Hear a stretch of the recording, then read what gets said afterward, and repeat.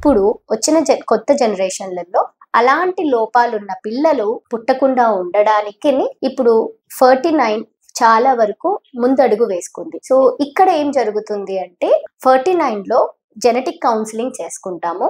అది తీసుకున్న తర్వాత జెనెటిక్ టెస్టింగ్ అవసరమైనది చేస్తాము. జెనెటిక్ కౌన్సిలింగ్ చేసి జెనెటిక్ టెస్టింగ్ చేసి వాళ్ళకి 99% అంటే ఫస్ట్ 1-2 పిల్లలు అలాంటి వాళ్ళు పుట్టింటే కనుక వాళ్ళకి ఖచ్చితంగా IVF ప్రెగ్నెన్సీకి వెళ్ళమని హెల్ప్ చేస్తాం. సో IVF ప్రెగ్నెన్సీ వల్ల ఏం జరుగుతుంది అని అంటే IVF లో ఈ ఇన్ విట్రో ఫర్టిలైజేషన్ లో ఏమవుతుందంటే అండాశయాలలో అండాలు కలెక్ట్ చేసుకొని భర్త దగ్గర నుంచి స్పర్మ్స్ కలెక్ట్ చేసుకొని అవి 2 ఫ్యూజ్ చేశాక ఒక పిండం లాగా ఫామ్ అయినప్పుడు జైగోట్ లాగా ఫామ్ అయినప్పుడు దానిలలో టెస్టింగ్ చేస్తారు.